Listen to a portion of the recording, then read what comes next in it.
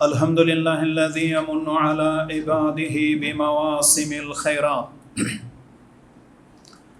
وأشهد أن لا إله إلا الله وحده لا شريك له رب البريات وأشهد أن نبينا محمد عبد الله ورسوله صلى الله وسلم وبارك عليه وعلى آله وصحبه أولو الفضل والمكرمات والتابعين ومن تبعهم بإحسان ما دامت الأرض والسماوات أما بعد فإن أصدق الحديث كلام الله وخير الهدي هدي محمد صلى الله عليه وسلم وشر الأمور محدثاتها وكل محدثة بدعة وكل بدعة ضلالة وكل ضلالة في النار فقد قال الله تبارك وتعالى في كلامه المجيد بعد أعوذ بالله من الشيطان الرجيم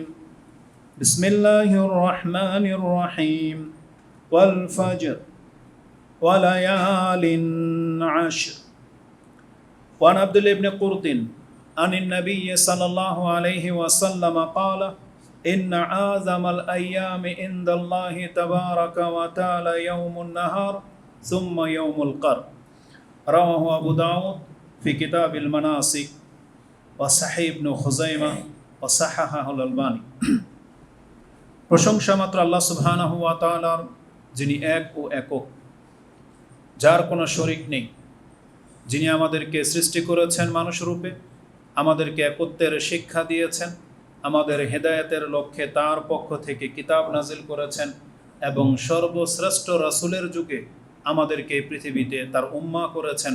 আমরা তার প্রশংসায় শুকরিয়া জ্ঞাপন করি, আলহামদুলিল্লাহ।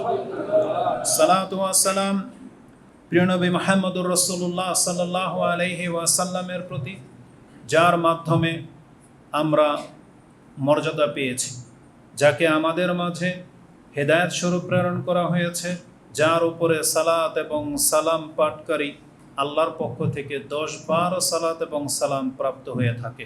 আল্লাহুম্মা সাল্লি আলাইহি আল্লাহুম্মা বারিক আলাইহি। আজকের এই খুতবা এমন একটি সময়ে উপস্থিত হয়েছে যে সময়গুলো মর্যাদার দিক থেকে সব থেকে শ্রেষ্ঠ। বিগত খুতবায় হয়তো আমরা এগুলো জেনেছি যে বর্তমান যে মাস, এই জিলহজ মাস, এটা হচ্ছে হজের মাস, এটা হচ্ছে হারাম মাস, এবং এই হারাম মাসের যেই দিনগুলোতে আমরা অতিবাহিত করতেছি, এটা হলো পৃথিবীর মাঝে সব থেকে শ্রেষ্ঠ দিনগুলোর এই 10 দিন, যে সম্পর্কে আপনারা হয়তো বিস্তারিত জেনেছেন যে রাসূলুল্লাহ সাল্লাল্লাহু আলাইহি ওয়াসাল্লাম বলেছেন, মানুষ নেকির দিক থেকে যেই দিনগুলোতে নেকির কাজ করে থাকে, ওই কাজগুলো যদি এই 10 দিনের কোনো এক দিনে কেউ করে, তাহলে সেটা আল্লাহর কাছে আজর ও সোয়াবের দিক থেকে, সম্মানের দিক থেকে বেশি প্রাপ্ত হবে। বরং রাসূলুল্লাহ সাল্লাল্লাহু আলাইহি সাল্লাম বলেছেন, মা মিন আইয়ামিন আল আমালু সালিহু ফিহিন্না, যে কোনো দিনের সৎ কাজ। এত গুরুত্বের সাথে বলার কারণে সাহাবায়ে কেরামরা পর্যন্ত জিহাদকে তুলে ধরেছেন। ওয়ালাল জিহাদু ফি সাবিলিল্লাহ ওয়ালাল জিহাদু ফি সাবিলিল্লাহ, জিহাদ করেও অত নেকি পাওয়া যাবে না এই 10 দিনের নফল ইবাদতে যত নেকি আল্লাহ সুবহানাহু ওয়া তাআলা আমাদের জন্য নির্ধারণ করে রেখেছেন। সুবহানাল্লাহ। আল্লাহ সুবহানাহু ওয়া তাআলার কাছে আমরা এর তৌফিক কামনা করি। আল্লাহ যেন আমাদেরকে এই 10 দিন তার ইবাদতের সাথে, তার আনুগত্যের সাথে, পাপ থেকে বেঁচে থেকে তার সন্তুষ্টির কাজ করার জন্য আল্লাহ আমাদেরকে তৌফিক দান করেন, আমিন। জিলহজ মাসের এই 10 দিন আমরা বিচার বিশ্লেষণ করলে দেখা যাবে এই 10 দিনের মাঝে আরও 2 দিন রয়েছে যে এই 10 দিন থেকেও খাস। তার একটি হলো ইয়ৌমে আরাফা, 9 জিলহজ, এবং তার থেকে শ্রেষ্ঠ দিন হচ্ছে ইয়ৌমুন নাহার, কুরবানির দিন, বা যেটাকে আমরা ঈদুল আযহা বলি, কুরবানি ঈদের দিন। এই 2টি দিন আল্লাহ সুবহানাহু ওয়া তাআলার নিকট সব থেকে বেশি মর্যাদাপূর্ণ দিন। এই সম্পর্কে কোরআন এবং হাদিসে যথেষ্ট কথা রয়েছে। আমরা সংক্ষিপ্তভাবে আপনাদের কাছে একটু তুলে ধরি যে আরাফার দিন এবং আরাফার ময়দান, এই 2টি আমাদের কাছে অত্যন্ত গুরুত্বপূর্ণ। রাসূলুল্লাহ সাল্লাল্লাহু আলাইহি ওয়াসাল্লাম আমাদের কাছে আরাফার ময়দানকে এবং আরাফার দিবসকে গুরুত্বের সাথে পেশ করেছেন।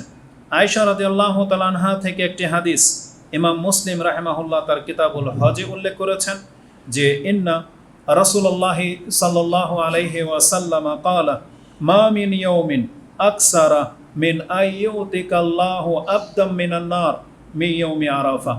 আল্লাহ সুবহানাহু ওয়া তাআলা যেই দিনগুলোতে তারা বান্দাদেরকে জাহান্নাম থেকে মুক্তি ঘোষণা করে থাকেন, এমন যতগুলো দিন রয়েছে, আরাফার দিনের মতো এমন কোনো দিন নাই যে আল্লাহর পক্ষ থেকে অধিকাংশ মানুষকে মুক্ত করা হয়ে থাকে।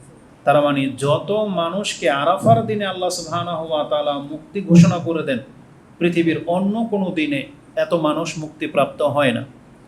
ভাষাটা কি? মা মিন ইয়াউমিন আকসারা মিন আইয়ুতিকাল্লাহু আবদাম মিনান নার, মানে জাহান্নাম থেকে মুক্তি ঘোষণা যেই দিনগুলোতে করা হয় আরাফার দিনের মতো করা হয় না। তার মানে উল্লেখযোগ্য, আমরা জানি যে রমজান মাসের প্রত্যেকটা দিন এবং প্রত্যেকটা রাত ছিল এমন যে প্রত্যেক দিনে আল্লাহ অসংখ্য মানুষকে জাহান্নাম থেকে মুক্ত ঘোষণা করতেন। তার মানে রমজানের প্রতিদিন এটা করা হইত, কিন্তু যত মানুষকে মুক্ত করা হয় আরাফার দিনে সেটা অন্য কোনো দিনে করা হয় না। এবং এই দিনে ওই আরাফার স্থানে যারা উপস্থিত হবে তাদের মর্যাদা হলো, আয়েশা রাদিয়াল্লাহু তাআলা আনহার এই বর্ণনাতেই রয়েছে যে ক্বালা রাসূলুল্লাহ সাল্লাল্লাহু আলাইহি ওয়াসাল্লাম ওয়া ইন্নাহু লা ইয়াদনু সুম্মা ইউবাহি বিহিমুল মালাইকা ফাকাল ফায়াকুল মা আরাদা হাউলাই। আল্লাহ সুবহানাহু ওয়া তাআলা আরাফা ময়দানের নিকটবর্তী হন, তিনি তিনি তার নৈকট্য দান করেন আরাফার ওই দিবসকে, এবং আল্লাহ সুবহানাহু ওয়া তাআলা ওই বান্দাদের সম্পর্কে ফেরেশতাদের কাছে প্রশংসায় তুলে ধরেন এবং তাদের গুণগান পেশ করেন যে মা আরাদা হাউলাই, তোমরা বলো দেখি এই যে পৃথিবীর বিভিন্ন অঞ্চল থেকে এই যে লোকগুলো এখানে এসে বসেছে, মূলত যারা হজে যায় তারা সবাই মোটামুটি সামর্থ্যবান, কারণ সামর্থ্যবান ছাড়া হজ ফরজ হয় না। পৃথিবীর সবচেয়ে ধনী লোকগুলো, সচ্ছল লোকগুলো সেখানে মাত্র সেলাইবিহীন কাপড় মাথা উন্মুক্ত করে, পা উন্মুক্ত করে তারা সেখানে আরাফার ময়দানে উপস্থিত হয়, জড়ো হয় এই রৌদ্রের মধ্যে। আল্লাহ সুবহানাহু ওয়া তাআলা তাদেরকে পেশ করে দিয়ে ফেরেশতাদেরকে জিজ্ঞেস করে এদের উদ্দেশ্যটা কি, এরা এখানে কেন সব কিছু ছেড়ে দিয়ে?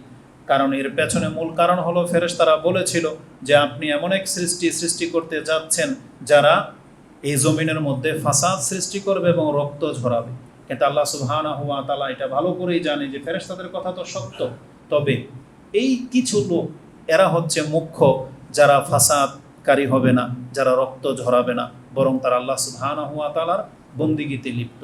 যেমন এই যে আমরা যারা এখানে মসজিদে উপস্থিত হয়েছেন, নিশ্চয়ই এখানে কোনো ফাসাদকারী নেই, নিশ্চয়ই এখানে কোনো খুনি বা হত্যাকারী নেই, এটা আমরা আল্লাহর কাছে প্রত্যাশা করি। প্রত্যেকটা মসজিদে যারা উপস্থিত হয় অন্তত তাদের উচিত তারা এই সমস্ত বড় জুলুম থেকে নিজেকে বাঁচিয়ে রাখবে, দুর্নীতি থেকে, চুরি থেকে, রাহাজানি থেকে, রক্ত ঝরানো থেকে, এই জমিনের মধ্যে ফিতনা ফাসাদ থেকে অন্তত এটা মুসল্লিদের উচিত বিরত থাকা।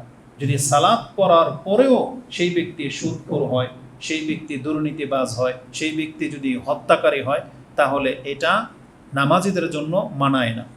অন্তত নামাজিদের উচিত ছিল এই সমস্ত বিষয়গুলো থেকে বেঁচে থাকা, কারণ তারাই প্রতিনিয়ত আল্লাহ সুবহানাহু ওয়া তাআলার সামনে অঙ্গীকার করে ইয়াকা না'বুদু ওয়া ইয়াকা নাস্তাইন, আল্লাহ আমরা তোমারই ইবাদত করি এবং তোমারই আনুগত্য করি এবং তোমার কাছেই সাহায্য চাই। তাহলে এটা আমরা প্রতিদিন অঙ্গীকার করতেছি, তাহলে আমাদের শোভা পায় না অন্যদের মতো ফাসাদকারী হওয়া। আলা কুল্লি হাল, আল মুহিম, আল্লাহ সুবহানাহু ওয়া তাআলা ওই আরাফবাসীদের সম্পর্কে এই সম্মান প্রদর্শন করেছেন যে আল্লাহ ফেরেশতাদের সামনে তাদের মর্যাদা তুলে ধরেন যে মা আরাদা হাউলাই, তার মানে এখানে যারা এসেছে নিছক আল্লাহ সুবহানাহু ওয়া তাআলার কাছে মুক্তির জন্য এসেছে, আল্লাহর সন্তুষ্টির জন্য এসেছে, আল্লাহ সুবহানাহু ওয়া তাআলার আনুগত্যকে প্রদর্শন করার জন্য এসেছে। এইভাবে তাদেরকে সম্মান দেখানো হয়েছে। ইমাম মুসলিম রাহিমাহুল্লাহ তিনি তার কিতাবুল হাজের মধ্যে 3179-80 এই হাদিসগুলোতে আপনি পেয়ে যাবেন। এই দিনটির আমল রয়েছে, বিশেষ করে যারা আরাফার ময়দানে উপস্থিত হবেন, এটা তাদের উপর ফরজ, না হলে তো হজে কবুল হবে না। কারণ আল্লাহ সুবহানাহু ওয়া তাআলা কোরআনে ঘোষিত করেছেন যে হজে যারা যাবে তাদেরকে আরাফার ময়দানে যেতেই হবে। এবং সেখানে গিয়ে তারা কি করবে? আল্লাহ সুবহানাহু ওয়া তাআলার গুণগান গাইবে। তারা সেখানে আল্লাহ সুবহানাহু ওয়া তাআলার তাসবিহ পাঠ করবে, তারা তাকবীর পাঠ করবে এবং তারা তালবিয়া পাঠ করবে। এবং রাসূলুল্লাহ সাল্লাল্লাহু আলাইহি ওয়াসাল্লাম বলেছেন, আরাফার দোয়া হলো সব থেকে উত্তম দোয়া। ইমাম তিরমিজি রাহিমাহুল্লাহ তিনি তার কিতাবে একটা হাদিস এনেছেন, দোয়ার অধ্যায় আপনি পেয়ে যাবেন, সম্ভবত হাদিস 3585 রয়েছে, 35-85 দোয়ার অধ্যায়, আরাফার দিনের দোয়া। সেখানে রাসূলুল্লাহ সাল্লাল্লাহু আলাইহি ওয়াসাল্লাম থেকে একটা হাদিস বর্ণনা করা হয়েছে যে ক্বালা রাসূলুল্লাহ সাল্লাল্লাহু আলাইহি ওয়াসাল্লাম, খায়রু দুআই আদ-দুআউ ইয়াউমি আরাফা ওয়া খায়রু মা আকুল ওয়া নাবিয়ুনা মিন ক্বাবল। আমি যেই দোয়া, উত্তম দোয়াটি আমি করেছি এবং আমার পূর্বে প্রত্যেক নবীরা করেছেন, সেটা হচ্ছে লা ইলাহা ইল্লাল্লাহু ওয়াহদাহু লা শারীকা লাহু লাহুল মুলকু ওয়া লাহুল হামদু ওয়া হুয়া আলা কুল্লি শাইইন কাদির। দেখেন, এই দোয়াতে কিছু চাওয়া হয়নি, কিন্তু এটাকে দোয়া বলা হয়েছে। আপনি কিছুই চাননি আল্লাহর কাছে, শুধু আল্লাহর প্রশংসা করবেন, কিন্তু রাসূল সাল্লাল্লাহু আলাইহি ওয়াসাল্লাম বলেছেন এটা হচ্ছে উত্তম দোয়া। তার মানে এর বদলায় আপনাকে কিছু চাইতে হবে না, আল্লাহ সুবহানাহু ওয়া তাআলা এর বিনিময়ে যা দেয়ার তিনি দিবেন। যেমন ইউনূস আলাইহিস সালাম, তিনি যখন মাছের পেটে ছিলেন তখন তিনি কিন্তু আল্লাহকে বলেন যে আল্লাহ আমাকে নাজাত দেন, তিনি শুধু আল্লাহর প্রশংসা করে ছেড়ে দিয়েছেন যে সুবহানাক লা ইলাহা ইল্লা আনতা সুবহানাকা ইন্নী কুনতু মিনাজ জালিমিন। আল্লাহ, আমি জুলুম করেছি আর তুমি পবিত্র, তুমি ছাড়া সত্য কোনো ইলাহা নাই। তারপর রেজাল্ট আমাদের সামনে। তো এই জন্য এই দোয়াকে সব থেকে শ্রেষ্ঠ দোয়া বা উত্তম দোয়া বলা হয়েছে।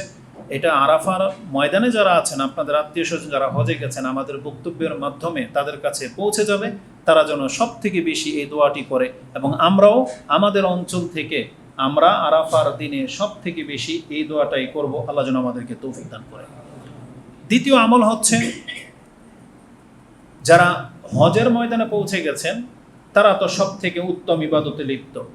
আর আমরা যারা সেখানে পৌঁছিনি, পৃথিবীর বিভিন্ন প্রান্তে রয়েছি, আমাদের জন্য রাসূলুল্লাহ সাল্লাল্লাহু আলাইহি ওয়াসাল্লাম থেকে বলা হয়েছে আমরা যেন সিয়াম পালন করি। সেই দিনের সিয়াম সম্পর্কে সেই হাদিসও আমাদের প্রত্যেকেরই জানা। ইমাম মুসলিম সেই হাদিস কোট করেছেন। আনাবি কাতাদাতা ক্বালা ক্বালা রাসূলুল্লাহ সাল্লাল্লাহু আলাইহি ওয়াসাল্লাম, সিয়ামু ইয়াউমি আরাফা আহতাসিবু আলাল্লাহি আইয়ুকাফিরা সানাতাল্লাতী ক্বাবলা ওয়া সানাতাল্লাতী বাদা। এটা একটা ভাষা। অপর বর্ণনায় রয়েছে, সুইলা আন সাওমি ইয়াউমি আরাফা, রাসূলুল্লাহ সাল্লাল্লাহু আলাইহি ওয়াসাল্লামকে আরাফা দিনের সিয়ামের ফজিলত সম্পর্কে জিজ্ঞাসা করা হয়েছে। ফাকালা, তারপর তিনি বলেন, ইউকাফিরু সানাতাল মাদিয়া ওয়াল বাকিয়া, যে আমি প্রত্যাশা রাখি আরাফার দিনের একটি সিয়ামের মাধ্যমে আল্লাহ ওই সায়েম ব্যক্তির পূর্বের এবং পরের 2 বছরের গুনাহকে মাফ করে দিবেন। আল্লাহ যেন আমাদেরকে তৌফিক দান করেন, আমিন। ইমাম মুসলিম রাহিমাহুল্লাহ তার সিয়ামের অধ্যায়ে 2663 এবং 2664-তে এই হাদিসটি কোট করেছেন। অতএব যার পক্ষে সম্ভব অবশ্যই সে এই আরাফার সিয়াম পালন করবে। এই ক্ষেত্রে এই একটি সিয়ামই যথেষ্ট, কারণ এখানে এককভাবে ওই মুহররমের মতো 2টা সিয়ামের কথা বলা হয়নি যে ইহুদিদের খেলাফ করতে গিয়ে 2টা রাখতে হবে না, বিষয়টা এমন না। ওইটা ছিল মুহররমের সিয়াম। ইহুদিরা যেহেতু একটা রাখে এই জন্য আমরা 2টা রাখবো, কিন্তু আরাফার দিনের সিয়াম তার ইহুদিরা রাখে না। এই জন্য এখানে একজন ব্যক্তির শুধু আরাফার দিনের সিয়াম রাখাটাই যথেষ্ট, তাহলে তার 2 বছরের গুনাহকে মাফ করে দেওয়া হবে। উপরন্তু যারা সিয়াম আছেন, রেখেছেন কয়েকটা, আবার রাখবেন, 8 তারিখও রাখবেন, তাহলে নিঃসন্দেহে এটা উত্তম কাজ। কারণ রাসূল সাল্লাল্লাহু আলাইহি সাল্লাম বলেছেন, যে কোনো সৎকর্ম এই 10 দিনের মধ্যে কেউ করবে তাহলে তার মর্যাদা সব থেকে বেশি সে প্রাপ্ত হবে। এখন এই কথাগুলো আমরা জানি, যেটা সব থেকে কমন প্রশ্ন অধিকাংশ মানুষ যেটা নিয়ে বিতর্ক করে, যেটা নিয়ে নেট দুনিয়া ঘেটে ফেলবে, সেটা হচ্ছে আরাফার সিয়াম কবে, আমরা কবে আরাফার সিয়াম রাখবো, এটা নিয়ে বড় দ্বন্দ্ব রয়েছে। এই ক্ষেত্রে আমরা ছোটরা তেমন কোনো কথা বলতে রাজি না। এই ক্ষেত্রে আমাদের বড়দের উক্তিটাই শুধু আপনাদেরকে পেশ করব। সেটা হচ্ছে, যেহেতু রাসূলুল্লাহ সাল্লাল্লাহু আলাইহি ওয়াসাল্লাম ইয়াউমে আরাফা শব্দ বলেছেন, এই জন্য যেই দিন আরাফাতে উপস্থিত হয়ে যাবে সেটাই হচ্ছে আরাফার দিন। এক্ষেত্রে তারিখ ধার্তব্য নয়, এমনটাই বলেছেন বিজ্ঞ আলেমরা। আর আমরা তার খেলাফ যেতে পারতেছি না। তবে এর খেলাফ বাংলাদেশে থেকে যারা ফতোয়া দেয় আমরা তাদেরটাও চরম ভুল বলতেছি না। আল্লাহ সুবহানাহু ওয়া তাআলা আমাদের উভয়কে আজর ও সওয়াব দান করুন, আমরা এতটাই প্রত্যাশা রাখি। কারণ নফল ইবাদত আর ইখতিলাফের ব্যাপারে সাধারণ জনগণের উপর থেকে আল্লাহ সুবহানাহু ওয়া তাআলা অবশ্যই কলম উঠিয়ে নেবেন, কারণ তাদের বিজ্ঞরা এই বিষয়ে ইখতিলাফ করতেছে। এই জন্য জনসাধারণের এই ক্ষেত্রে কোনো দোষ নাই। যদিও চাঁদ দেখার উপরে ভিত্তি করে আরাফার নির্ণয় হয়, এই কেয়াস করলে তাদেরটাও ভুল না। তবে আমরা ওই শব্দের দিকে ফোকাস করতেছি, যেহেতু আমরা আমাদের সালাফে আলেমদের মতাদর্শ অনুযায়ী চলি, তাদের ব্যাখ্যাগুলোকে বেশি প্রাধান্য দেই। অতএব আমাদের সালাফে আলেমগণ যারা বিজ্ঞ সালাফরা রয়েছেন তারা বলতেছেন এটা হচ্ছে এক্সেপশনাল। এই জন্য শুধু আরাফার দিনটা সৌদি আরবের একটা স্থানের সাথে খাস, এই জন্য ওই দিন যে দিন এটাই হবে পুরো বিশ্বের জন্য আরাফা। আমরা এর বেশি খেলাফ যেতে পারতেছি না। তো এবছর এই মে মাসের ২৬ তারিখে আরাফা ঘোষণা হয়ে গেছে। আমরা চেষ্টা করব ২৬ তারিখেই সিয়াম রাখতে। তবে যারা ২৭ তারিখ রাখবে আমরা তাদেরকে ভুল বলি না, কারণ এই অধিকার আমাদের নাই। আল্লাহ আমাদেরকে তৌফিক দান করুন। এই দিনে আমাদের জন্য আরেকটি কাজ হলো ফজরের সালাতের পর থেকে ৫ ওয়াক্ত সালাতের পর তাকবীর পাঠ করা। এ সম্পর্কে রাসূলুল্লাহ সাল্লাল্লাহু আলাইহি ওয়াসাল্লাম থেকে স্পষ্ট কোনো হাদিস বর্ণিত হয়নি। তবে বিশিষ্ট সাহাবা একরামদের মাঝে যেমন আলী, আব্দুল্লাহ ইবনে আব্বাস রাদিয়াল্লাহু তাআলা আনহুম আজমাইন, তাদের কাছ থেকে কিছু আসার পাওয়া যায়। কানা আব্দুল্লাহ ইবনে ওমর ওয়ান আলীইন আন্নাহু কানা ইউকাব্বিরু বাদা সালাতিল ফজর ইয়াউমে আরাফা, তারা আরাফার দিনের ফজরের নামাজের পরে তাকবীর পাঠ করতেন ইলা সালাতিল আসরি মিন আখির আইয়ামি তাশরিক, তাশরিকের শেষ দিনের আসর সালাত পর্যন্ত, মানে ১৩ জিলহজের আসর সালাত পর্যন্ত তারা এই নামাজের পরে তাকবীর পাঠ করতেন। এটা মুসান্নাফ ইবনে আবি শাইবা তিনি তার কিতাবের মধ্যে ৫৬৩৩ এবং ৫৬৩১ এবং ৩৩ উল্লেখ করেছেন। এবং তাদের তাকবীরগুলো কেমন হতো, তারা ৩ বার বলতেন আল্লাহু আকবার, আল্লাহু আকবার, আল্লাহু আকবার, লা ইলাহা ইল্লাল্লাহু, আল্লাহু আকবার, আল্লাহু আকবার, ওয়ালিল্লাহিল হামদ। যদিও আমাদের দেশে আমরা ২ বার বলি। ইবনে মুসান্নাফ ইবনে আবি শাইবাতে আব্দুল্লাহ ইবনে মাসউদ রাদিয়াল্লাহু তাআলা আনহু থেকে ২ বারের উক্তি আছে, সেই জন্য তারা এটাকে বেশি প্রাধান্য দিয়েছে। তবে এর পাশাপাশি হাদিসগুলো এসেছে সেখানে ৩ বারের কথা রয়েছে, যেমনটা এই বর্ণনাতে রয়েছে। আলী, আব্দুল ইবনে ওমর তারা ৩ বার করে বলতেন। এবং মুসান্নাফ ইবনে আবি শাইবাতে আরেকটি উক্তি করেছেন আন্নাল হাসান আল বসরি, তিনিও ৩ বার করে পাঠ করতেন যে কানা ইউকাব্বিরু আল্লাহু আকবার সালাসা মাররাতিন, তিনি ৩ বার বলতেন। তার মানে আল্লাহু আকবার, আল্লাহু আকবার, আল্লাহু আকবার, লা ইলাহা ইল্লাল্লাহু, আল্লাহু আকবার, আল্লাহু আকবার, ওয়ালিল্লাহিল হামদ। এটা মানে সুন্নতে সাহাবা বলা চলে। তবে এই জিনিসটাকে আমাদের দেশে মাইকে ঘোষণা করা হয় এবং এমনভাবে তালকিন করা হয় মনে হচ্ছে যে কোনো ফরজ বিধান, যে নামাজের পরে যদি কারো ছুটে যায় মনে হচ্ছে মহাপাপ হয়ে যাবে। এমনভাবে তারা মাইকে বলে এবং মাইকে বলতে থাকে মহিলাদেরকে যে যারা ঘরে আছেন তারা ৫ ওয়াক্ত নামাজের পরে এইভাবে তাকবীর পাঠ করবেন। মূলত এটা সুন্নাহ হিসেবে নেওয়া যেতে পারে, যদিও রাসূলুল্লাহ সাল্লাল্লাহু আলাইহি ওয়াসাল্লাম থেকে স্পষ্ট প্রমাণিত নয়। তবে সাহাবা একরাম থেকে যেহেতু প্রমাণিত, তার এটা একটা আমল, কিন্তু এটাকে এত বেশি গুরুত্ব দেওয়া যাবে না যে ভয় ধরিয়ে দেয় এমনভাবে তারা ব্যক্ত করে, এটা মোটেও উচিত নয়। তাহলে আমরা এই তাকবীরগুলো পাঠ করব, এটা হচ্ছে সালাতের সাথে খাস। আর এমনিতে সারাদিন অবশ্যই আমাদেরকে আল্লাহ সুবহানাহু ওয়া তাআলার জিকিরে কাটাতে হবে, কারণ এই হজের দিনগুলোতে জিকিরের মর্যাদা এমন। আপনি সূরা বাকারা পড়েন, তাতে দেখেন ওখানে জিকিরকে আল্লাহ সুবহানাহু ওয়া তাআলা সবচেয়ে বেশি প্রাধান্য দিয়েছে। যেমন একটা আয়াতে আল্লাহ এটা বলেছেন, ফাইজা কাদাইতুম মানাসিকাকুম ফাযকুরুল্লাহা কাযিকরিকুম আবাআকুম আও আশাদ্দা যিকরা, তোমরা হজ পূর্ণ হয়ে যাওয়ার পর, তার মানে এই মিনার ৩ দিন, এই আইয়ামে তাশরিক, আল্লাহ বলেছেন তোমরা আল্লাহকে অধিক মাত্রায় স্মরণ করো, অধিক মাত্রা, এখানে আর কারো স্মরণ চলবে না। তাহলে এইভাবে জিকিরকে প্রাধান্য দেওয়া হয়েছে। এমনকি রাসূলুল্লাহ সাল্লাল্লাহু আলাইহি ওয়াসাল্লামকে জিজ্ঞাসা করা হয়েছে আইয়ুল হাজ্জি আফদাল, কোন ব্যক্তির হজ সবচেয়ে উত্তম? তখন রাসূল সাল্লাল্লাহু আলাইহি ওয়াসাল্লাম বলেছেন আল হাজ্জু ওয়া শাজ্জু, এই শব্দ দুটো বলেছেন, আল আজ্জু ওয়া শাজ্জু। আজ্জু হলো বলা হয়েছে যে যেই ব্যক্তি অধিক মাত্রায় তাকবীর পাঠ করে, তার মানে এই হজের পুরো সময়টা সে সেলফি, ঘুরে ঘাড়ে আর ওই বিভিন্ন জায়গা প্রদর্শন করে শুধু দেশে আত্মীয় স্বজনের কাছে ছবি পাঠিয়ে সময় নষ্ট করে না, বরং যে সব থেকে বেশি তাকবীর পাঠ করে। আর অসাধ্য হচ্ছে নাহারাল বদন, যেই ব্যক্তি হজে গিয়ে উট কুরবানি করতে পারে তাহলে তার হজটা বেশি গুরুত্বপূর্ণ। তার মানে ওই বকরি গরুর চেয়ে ওটের কদর বেশি করা হয়েছে এখানে। মানে তাহলে যার উট কুরবানি করবে, মানে আল্লাহ ওই হজের জন্য হাদি পেশ করবে, তাহলে অবশ্যই তার খরচ বেশি, এই জন্য তার নেকিও বেশি হবে। এই জন্য ওই ব্যক্তির হজ হচ্ছে সব থেকে উত্তম, যেই ব্যক্তি বড় পশু কুরবানি করতে পারে, বিশেষ করে উটের কথা আছে, এবং যারা অধিক মাত্রায় তালবিয়া পাঠ করে বা তাকবীর পাঠ করে। আমি জানি যে রাসূলুল্লাহ সাল্লাল্লাহু আলাইহি ওয়াসাল্লাম জীবনের একটাই হজ, প্রথম হজ, জীবনের শেষ হজ, তিনি একা কয়টা উট কুরবানি করেছেন? 100। তার অর্থায়নে তিনি 100 উট কুরবানি করেছেন। পৃথিবীর কোনো বাদশাহ হয়তো আজ পর্যন্ত এটা করে দেখাইতে পারেনি। তাহলে রাসূলুল্লাহ সাল্লাল্লাহু আলাইহি ওয়াসাল্লাম এটাই বলেছেন, যেই ব্যক্তি অধিক মাত্রায় তালবিয়া জিকির পাঠ করে এবং আল্লাহর জন্যে উট নাহর করে, তাহলে তার হজটা হচ্ছে বেশি। আমি হাদিসটাকে এনেছি শুধু ওই জন্য যে আপনাকে বোঝানোর জন্য যে জিকিরের মান কত দেওয়া হয়েছে, যে যা হজে গিয়েও যার জিকির বেশি তার হজকে উত্তম বলা হয়েছে। আর আমাদেরকে বলা হয়েছে এই যে হজের দিনগুলোতে এখন আইয়ামে তাশরিক পর্যন্ত অতিরিক্ত আমল দেখেন কিছুই নাই, এখানে আমাদেরকে জিকিরকেই বেশি প্রাধান্য দেওয়া হয়েছে। এবং এই ক্ষেত্রে যেই বাক্যগুলো প্রাধান্য পাবে, একটু আগেই বললাম লা ইলাহা ইল্লাল্লাহু ওয়াহদাহু লা, এটা। দ্বিতীয়ত হচ্ছে আপনি বলবেন সুবহানাল্লাহি ওয়ালহামদুলিল্লাহি ওয়ালা ইলাহা ইল্লাল্লাহু আল্লাহু আকবার ওয়ালা হাওলা ওয়ালা কুওয়াতা ইল্লা বিল্লাহ। আপনি এটাকে জোড়া দিতে পারেন, কারণ এই চারটার সাথে একটা বাক্য অতিরিক্ত রয়েছে। এই চারটা বাক্যর মান কি? রাসূলুল্লাহ সাল্লাল্লাহু আলাইহি ওয়াসাল্লাম বলেছেন, লান আকুল ইয়াওমান, আমি যদি কোনোদিন আমার জবান দিয়ে চারটা বাক্য উচ্চারণ করার তৌফিক পেয়ে যাই, রাসূল বলেছেন খায়রুল্লি আই ইয়াত্তালিয়া আলাইহি শামস, ওই সমস্ত সম্পত্তির চেয়ে আমার কাছে বেশি মূল্যবান, প্রিয়, যার উপরে সূর্য উদিত হয়। তার মানে সারা সকালবেলা যখন সূর্যটা ওঠে, কোন সম্পদের উপরে ওঠে? পুরো পৃথিবীর উপরে ওঠে না?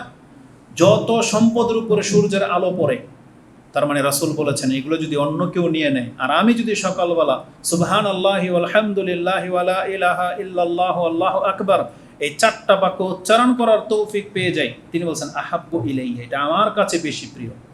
অবশ্যই এই বাক্যগুলোর মান অনেক বেশি। তাহলে আমরা এখানে 3-4টা আমল পেয়ে গেলাম। একটা হচ্ছে দোয়া করবেন বেশি বেশি, দ্বিতীয়ত হচ্ছে যারা সিয়াম পালন করার সিয়াম পালন করবেন, আর সারাটা দিন আল্লাহ সুবহানাহু ওয়া তাআলার জিকিরে কাটাতে পারলে এটা সবচেয়ে বেশি ফায়দাবান হবে। দ্বিতীয় আসেন, সময় যেহেতু দ্রুত চলে যাবে, আমাদের এর পরের দিনটা হচ্ছে সব থেকে গুরুত্বপূর্ণ দিন, সেটা হচ্ছে ইয়ৌমুন নাহার। আর আমাদের কাছে সেটা হচ্ছে কুরবানির দিন বা ঈদের দিন, সেটা হচ্ছে 10ই জিলহজ। এই 10ই জিলহজ মানে দেখেন একটার উপর একটাকে প্রাধান্য দেওয়া হয়েছে। আপনি যদি 365 দিনকে সিরিয়াল করেন তাহলে 1 নম্বরে পৌঁছে যাবে এই 10এ জিলহজ মানে ইয়ৌমুন নাহার। কারণ আল্লাহ সুবহানাহু ওয়া তাআলার কাছে সব থেকে শ্রেষ্ঠ দিন হচ্ছে এটি। এই মর্মে কোরআনে একটু ইঙ্গিত করা হয়েছে, যেমন সূরা আল ফাজরের মধ্যে 10 রাত বলতে 10 এই জিলহজ মাসের 10 দিনের শপথ নেওয়া হয়েছে। তার পরের আয়াতটাই হলো এটা, সেটা হচ্ছে ওয়াশ-শাফঈ ওয়াল ওয়াতর, জোর এবং বেজরের শপথ। এই জোর এবং বেজর বলতে কি বোঝায়, এই মর্মে ইবনে আব্বাস রাদিয়াল্লাহু তাআলা আনহুমা থেকে একটা উক্তি হলো,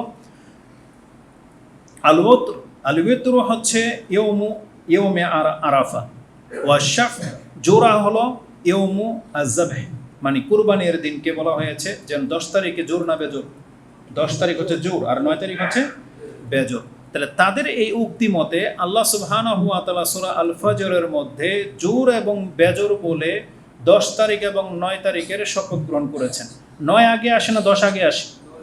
এটা আল্লাহ যখন শপথ নিয়েছেন তখন কোন শব্দটা আগে বলেছেন? ওয়াশ-শাফঈ, জোড়াটাকে আগে বলেছেন। তার মানে 9-এর চেয়ে 10-এর মর্যাদা বেশি।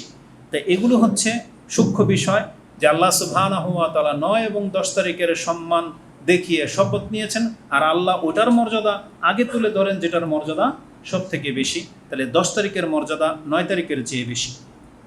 কেন আমাদেরকে 10 তারিখের মর্যাদা জানতে হবে? আজকে পৃথিবীর মুসলিম তার ঐতিহ্য ভুলে গেছেন এবং মুসলিমকে সম্মান করেন না। আজকে অধিকাংশ মুসলিম আমরা একে অপরকে সম্মান করি না, একে অপরের সম্পদকে হালাল মনে করি। মানে দুর্নীতি করে, চুরি বাটপারি করে, মিথ্যা বলে, অন্যকে ঠকিয়ে এটা আমাদের নিজেদের সম্পদ গড়া, এটা আমাদের জন্য একটা হালাল রূপ নিয়েছে। আর অন্যের বদনাম করা এটা আমাদের কাছে এখন ডাল ভাত। কিন্তু আপনি জেনে নেন আল্লাহ সুবহানাহু ওয়া তাআলার বিধানে একজন মুসলিমের মান সম্মান, তার রক্ত, তার ইজ্জত, এটাকে এমনভাবে হারাম ঘোষণা করা হয়েছে, পবিত্র ঘোষণা করা হয়েছে, যেই পবিত্রতা রয়েছে এই 10ই জিলহজের, যেই পবিত্রতা রয়েছে কাবা ঘরের, যেই পবিত্রতা রয়েছে এই জিলহজ মাসের। আপনি ভুলে গেছেন হয়তো সে হাদিস, রাসূলুল্লাহ সাল্লাল্লাহু আলাইহি ওয়াসাল্লাম এই বিদায় হজের খুতবাতেই বলেছিলেন, আইয়ু ইয়াউমিন হাযা, আইয়ু শাহরিন হাযা, আইয়ু বালাদিন হাযা, কুলনা আল্লাহু ওয়া রাসূলুহু আলাম। রাসূল জিজ্ঞাসা করেছিলেন এটা কোন মাস, কোন শহর, কোন দিন? তখন তার জবাবে সাহাবা একরাম বলেছেন আল্লাহ এবং তার রাসূলই ভালো জানেন। তখন রাসূল সাল্লাল্লাহু আলাইহি ওয়াসাল্লাম বলেছেন আলাইসা ইয়াউমুন নাহার, এটা কি কুরবানির দিন না? তার মানে কুরবানির দিনের খুতবায় রাসূলুল্লাহ সাল্লাল্লাহু আলাইহি সাল্লাম মিনার ময়দানে এই বক্তব্য দিয়েছিলেন। হয়তো বড় জামারাতে পাথর মারার পরে দিয়েছিলেন, অথবা তাওয়াফে ইফাদা যেটা, সেটা হজের বড় তাওয়াফ করে মিনাতে এসে হয়তো বক্তব্য দিয়েছিলেন, তখন তিনি এটা বলেছিলেন। বিদায় হজের খুতবায় এক কথা এটা বলা হয়েছিল যে আলাইসা ইয়াউমুন নাহার, আলাইসা জিলহিজ্জা, আলাইসা বালদা, এটা কি মক্কা নগরী বলদা শহর নয়? বলছে নাম, বালা ইয়া রাসূলুল্লাহ। এটা বলার পেছনে রাসূলুল্লাহ সাল্লাল্লাহু আলাইহি ওয়াসাল্লামের মূল উদ্দেশ্য ছিল মানুষকে যখন বলে দেওয়া হবে এটা কি মসজিদ না, যখন ধরেন এখানে কথা বলতেছেন, কেউ ময়লা ফেলতেছেন, তখন আমরা গুরুত্ব বুঝাইতে গিয়ে তাকে কি বলি? অন্যায়টা আগে বলি না, আগে তার স্থানটার স্মরণ করিয়ে দিই। এটা কি মসজিদ না? তাহলে তোমরা এমন কেন করতেছো? এটা কি তোমার বাপ মা না? আমরা যখন উল্লেখ করে দিই, কারণ মানুষ জানে তার বাপ মার মর্যাদা কি, আল্লাহর ঘরের মর্যাদা কি। এটা কি কোরআন না? যখন বাচ্চারা ডিস্টার্ব করে আমরা কি বলি? যে এটা কি আল্লাহর কালাম, কোরআন না? তার মানে আগে এটা উল্লেখ করা হয় কেন? যাতে করে এর মর্যাদাটা তার স্মরণে চলে আসে। তো রাসূলুল্লাহ সাল্লাল্লাহু আলাইহি ওয়াসাল্লাম পুরো পৃথিবীর মানুষের কাছে এই তিনটা জিনিসের মর্যাদাকে আগে তুলে ধরেছেন যাতে তার সজাগ হয়। তারপরে বলেছেন ইন্না দিমাকুম ওয়া আমওয়ালুকুম ওয়া আরাদাকুম হারামুন আলাইকুম কা হুরমাতি ইয়াউমিকুম হাযা ওয়া ফি শাহরিকুম হাযা ওয়া ফি বালাদিকুম হাযা। রাসূল সাল্লাল্লাহু আলাইহি ওয়াসাল্লাম বলেছেন একটা মুসলিমের রক্ত আরেক মুসলিমের উপরে, একটা মুসলিমের সম্পদ এবং মান সম্মান আরেকটা মুসলিমের উপরে ওই রকম হারাম, যেমন হারাম সম্মানিত হচ্ছে এই কুরবানির দিন, যেমন সম্মানিত হচ্ছে এই মক্কা নগরী, যেমন সম্মানিত হচ্ছে এই হারাম মাস। তার মানে হারাম মাসে অস্ত্র ধরা যায় না, জায়েজ, মানে আপনি জিহাদ করবেন, আপনি হকের পথে আছেন, কিন্তু হারাম মাস শুরু হয়ে গেছে, আপনি অস্ত্র ধরতে পারবেন না, তার মানে আপনাকে অস্ত্র নামিয়ে ফেলতে হবে। তাহলে একটা মুসলিম যখন আপনার সামনে, আপনি হক পথে আছেন, তারপরেও তার বিরুদ্ধে আপনাকে অস্ত্র ধরতে, তাকে আঘাত করতে, তার রক্ত ঝরাতে আমাদেরকে নিষেধ করা হয়েছে। কারণ এটা মুসলিম, বর্ডার, মানে বর্ডার চলে আসছে। মুসলিম মানে বর্ডার, একটা লোক মানে দ্বন্দ্ব লেগে গেছে, যখনই সে দেখলেন তার পরিচয় মুসলিম, তার মানে এটা আমাদের রেড সিগন্যাল, এটা বর্ডার, এটা ক্রস করা যাবে না। কিন্তু আমরা বরং আমাদের অস্ত্র, আমাদের হাত, আমাদের জবান সবচেয়ে বেশি মুসলিমদের বিপরীতই আমরা ব্যবহার করে থাকি। আমরা কয়জন কাফেরের সাথে দ্বন্দ্ব করি? আমরা অধিকাংশ দ্বন্দ্বগুলো সব মুসলিমদের সাথে। আমরা কয়জন কাফেরের চুরি বাটপারি করে খাই? আমরা যা খাই সব মুসলিমদের সম্পদ, তার মানে আমাদের সব কিছু মুসলিমদের সাথে। তো এটাকে মাথায় রাখেন, কারণ এই জিলহজ মাসের এবং ইয়াউমুন নাহারের মর্যাদা যেই ব্যক্তি বুঝবে, সেই ব্যক্তি মুসলিমের মান সম্মান, রক্তের মান বুঝবে। কিন্তু আমাদের নেতারাও বোঝে না, আমাদের জনসাধারণও বোঝে না যে একজন মুসলিমের রক্তের মান। বাংলার জমিনে কত কি ঘটে যাচ্ছে, একটা মানুষ নোংরামি করে ওইটাকে বড় করে দেখা হচ্ছে, কিন্তু ও যে একটা প্রাণকে হত্যা করেছে, এক তো কি করেছে, রেপ করেছে, আবার তাকে হত্যা, কোনটার বেশি? একটা লোক জেনা করেছে, এটা যদি সে বিবাহিত না হয়, আর হত্যা করেছে, অবিবাহিত হোক আর অবিবাহিত হোক, হত্যার বদলে হত্যা। আর যদি কোনো বিবাহিত পুরুষ জেনা করে তাহলে হত্যা, তখন গিয়ে সমান হবে। কিন্তু হত্যা হচ্ছে সব থেকে মারাত্মক পাপ। একটা লোক যখন প্রমাণ হয়ে যাবে এ কাউকে হত্যা করেছে, প্রমাণ যখন হয়ে যাবে, আর বিচারের কোনো রকম দেরি করা যাবে না, প্রমাণ হওয়া পর্যন্ত শুধু অপেক্ষা করতে হবে। প্রমাণ হয়ে গেলে আর একমাত্র তার অপেক্ষা করার অপশন নাই, তাকে হত্যা করে দিতে হবে। এটা হচ্ছে ইসলামের নীতি। আর এটা যদি কোনো রাষ্ট্রে না করা হয়, তাহলে সেই রাষ্ট্রে হত্যার প্রবণতা বেড়ে যাবে, জেনার প্রবণতা বেড়ে যাবে, ধর্ষণ বেড়ে যাবে। দুঃখ লাগে আমাদের সমাজের মানুষদের মেন্টালিটি, বিচার। তখন কেন যেন মাঝে মাঝে মনে হয় আমাদের দেশের রাষ্ট্রপ্রধানের মেয়েদের সাথে যদি এমনটা করা হইতো, যদি আমাদের দেশের নেতা বড় বড় ব্রিগেডিয়ারের মেয়েদের সাথে যদি এমনটা করা হইতো, আপনি দেখতে পাইতেন বাংলার জমিনটা বিচারটা কেমন হয়। আজকে জনসাধারণের মানুষের সাথে যখন হচ্ছে না, এই যে ছোট ছোট বাচ্চাদেরকে যখন এমন করা হয়, আমাদেরও তো ছোট মেয়ে আছে না, আমরা তখন অনেক কষ্ট পাই, আমাদের কোনো ভাষা থাকে না, এবং তখন শুধু আল্লাহর কাছে একটু আশ্রয় চাই যে আল্লাহ আমাদের সাথে, আমাদের সন্তানদের সাথে যেমনটা করা না হয়, আমরা তোমার কাছে আশ্রয় চাচ্ছি। কারণ এই দেশের পরিস্থিতিটা যখন তখন হয়ে যেতে পারে।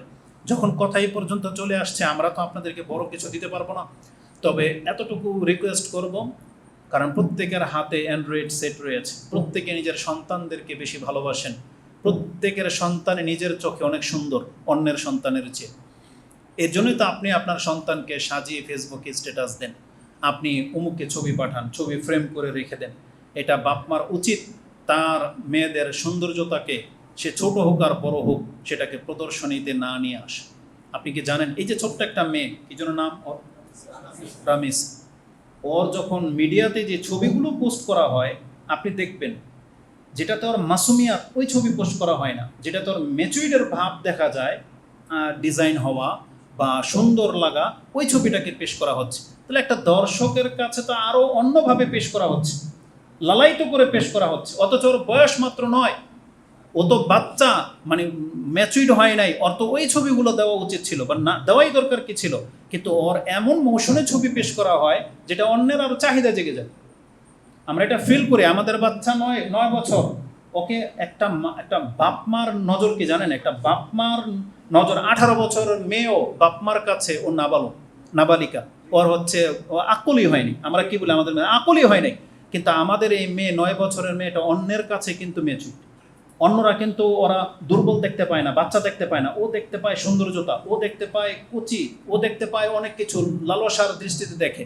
এই জন্য আমরা আপনাদেরকে বলি, আমরা শেখদেরকেও, আপনার বড় কোনো ডাক্তার বা আত্মীয় স্বজন যেই হোক, অনেক সময় আপনার বাসায় যখন যায় বা যাব, আপনার মেয়েদেরকে কখনো সামনে নিয়ে আসবেন না, যাদের 7, 8, 9 বছর হয়ে গেছে, বলবেন না তোমার আঙ্কেল আসছে বা শেখ আসছে, সালাম করে দেয়, দরকারই নেই। এইভাবে যখন অনেক পুরুষের সাথে ওকে ইন্ট্রোডিউস করে দেওয়া হয়, তখন আস্তে আস্তে লজ্জাটা ভাঙতে থাকে। কিন্তু কে কোন দৃষ্টিতে আপনি দেখতেছে আপনার দিকে, সেটা তো আপনি বুঝতে পারবেন না। এই জন্য আপনার ড্রাইভার, আঙ্কেল, প্রতিবেশী, দারোয়ান, হুজুর, সবার সামনে এইভাবে উন্মুক্তভাবে পেশ করবেন না। ওকে সুরক্ষার ব্যবস্থা আপনাকে করতে হবে। এইভাবে মানে প্রতিবেশী পাশের বাসায় রেখে দিয়ে আপনি চলে যাবেন মার্কেটে বা মুক্তমুখ হসপিটালে, না, এটা মোটেও কাম্য নয়। এটাতে সবচেয়ে বড় ইফেক্ট পড়ে, ক্রাইমগুলো এইভাবে হচ্ছে। এই জন্য নিজের পরিবারকে সেভ করার দায়িত্ব আপনাদেরকে নিতে হবে। এই জন্য আমরা বলবো, ওই বিয়ে শাদীর অনুষ্ঠানে আপনার মেয়েকে শাড়ি পরিয়ে আপনি ওইভাবে প্রদর্শনীতে পাঠায়েন না, এটা মোটেও কাম্য নয়। কারণ ওই সময় তাদের লুকটা ভিন্ন হয়, এটা যে কোনো ব্যক্তির প্রভাব পড়তে পারে, যে কোনো পুরুষের, এবং ক্রাইমগুলো এমন হয়। আর যারা দুষ্ট, তাদের আর মা বোন কি, অনেকে বলে না, ওই যে মহিলাগুলাই বলে যে আমরা আমাদের মতো পোশাক পরি, তাহলে তাদের কি না, এটাতে বড় প্রভাব পড়ে পুরুষদের। কারণ মহিলাদের পোশাক আল্লাহ সুবহানাহু ওয়া তাআলা সেখানে আকর্ষণ রেখেছেন, অবশ্যই সেটা প্রভাব পড়ে। এই জন্য আমাদের উচিত আমাদের ঘরগুলোকে, মেয়েদেরকে শালীন পোশাক পরানো এবং ভদ্রতার সাথে আপনি আচরণ শিক্ষা দেন। তারপরে এরপরেও যদি ক্রাইম হয়, এই ধরনের ঘটনা ঘটে, ওর বিচার একটাই, যেমনটা সবাই দাবি করতেছে, যে একে পিটিয়ে মেরে ফেলা হোক। আর যখন ও নিজে হত্যার সাথে জড়িয়েছে, এখানে তো দাবি করবে কেন, এটা সরকারের নৈতিক দায়িত্ব খুনিকে হত্যা করে দেওয়া, এটা নৈতিক দায়িত্ব তার। আমরা সর্বোচ্চ বিচার কামনা করি। আল্লাহ সুবহানাহু ওয়া তাআলা এই জুলুম থেকে আমাদেরকে হেফাজত করুন, আমিন। তো আল্লাহ সুবহানাহু ওয়া তাআলা এই দিনগুলোর সাথে আমাদের রক্তের একটা খুব গাঢ় সম্পর্ক রেখেছেন। অবশ্যই মুসলিমদের মান সম্মানকে রক্ষা করে চলতে হবে। রাসূলুল্লাহ সাল্লাল্লাহু আলাইহি ওয়াসাল্লাম এই ইয়াউমুন নাহার, এই কুরবানির দিনের মর্যাদা সম্পর্কে ব্যক্ত করেছেন, যেটা ইমাম আবু দাউদ রাহিমাহুল্লাহ তিনি তার কিতাবুল মানাসিকার মধ্যে একটা হাদিস এনেছেন, 1765-তে আপনি পেয়ে যাবেন। আন আব্দুল্লাহ ইবনে কুরতিন আনিন নবী সাল্লাল্লাহু আলাইহি ওয়াসাল্লাম ক্বালা ইন্না আযামাল আইয়ামি ইনদাল্লাহি তাবারাকা ওয়া তাআলা ইয়াউমুন নাহার সুম্মা ইয়াউমুল কর। নিঃসন্দেহে আল্লাহর কাছে মহান দিনগুলোর মধ্য থেকে শ্রেষ্ঠ দিন হচ্ছে কুরবানির দিন এবং তার পরের 2 দিন, মানে 11 এবং 12। কারণ 11 এবং 12 তারিখ হচ্ছে আইয়ামে তাশরিক। আমরা অধিকাংশ মানুষ ঈদের বাহানায়, ঈদের নামে আমরা রং তামাশা করে কাটাই, কিন্তু আপনি লক্ষ্য করে দেখেন এই 2 দিন মিনার ময়দান একদম স্তব্ধ থাকে, সেখানে শুধুমাত্র জিকির আজকার চলে। এই জন্য আল্লাহর কাছে এই 2টা দিন অত্যন্ত প্রিয়। এই জন্য আমরা দেখবেন 5 ওয়াক্ত নামাজের পরে এই যে অতিরিক্ত যে তাকবীর, যেই তালবিয়া বা তাকবীর পাঠ করার যে বিধান, এটা কি ইঙ্গিত করে? আল্লাহকে স্মরণ করার জন্য। কিন্তু দুর্ভাগ্যবশত বাংলার জমিনে আমরা সৌভাগ্যবান এক হিসাবে, মুসলিম রাষ্ট্র বা মুসলিম দেশ হিসাবে, অপরদিকে আমাদের দুর্ভাগ্য হচ্ছে আমাদের নেতাগুলা, ব্যবসায়ীগুলা, এরা হচ্ছে ফুজ্জার হয়ে উঠবে কিয়ামতের মাঠে। যে আপনি হাটগুলার দৃশ্য দেখেন, যেখানে আল্লাহর জিকির হওয়ার কথা, সেখানে তারা সারা 24 ঘন্টা গান বাজনা, ঠাট্টা মশকারি, টিটকারি, টিকটক আর পালা গান, অমুক তুমুক বাজিয়ে, জারি গান, এগুলো নিয়ে ওই মাঠকে গরম করে রেখেছে। তারা টাকা কামানোর জন্য আল্লাহ সুবহানাহু ওয়া তাআলার নাম একবার উচ্চারণ করে না। তারা বিভিন্ন ছবির গান এই হাটগুলোতে বাজিয়ে রাখে, অথচ তার চোখের সামনে দেখতে পাচ্ছে এই পশুগুলোকে আল্লাহর জন্য কুরবানি করা হবে। কিন্তু তারা ব্যক্তিরা, এই হাট যারা ডাকে, যারা এই ব্যবসায়ীরা, তারা আল্লাহ সুবহানাহু ওয়া তাআলার জন্য তেমন কিছুই করে না, বরং এখানেও তারা ফয়দা নেওয়ার জন্য এই হাটের ব্যবস্থা করে থাকে। অথচ এটা জিকিরের সময়, আল্লাহকে স্মরণ করার সময়। এই পশুগুলোকে খেলতামশার জন্য তো আল্লাহ সুবহানাহু ওয়া তাআলা সৃষ্টি করেনি। এটা তো ওই যে হিন্দুদের পাঠার বলি না, যে ওদের গান বাজনার মাধ্যমে এগুলোকে উৎসর্গ করা হবে, বরং এখানে আল্লাহর নামের সাথে এগুলোকে জবাই করা হবে। কিন্তু মানুষের অন্তর কাঁপে না।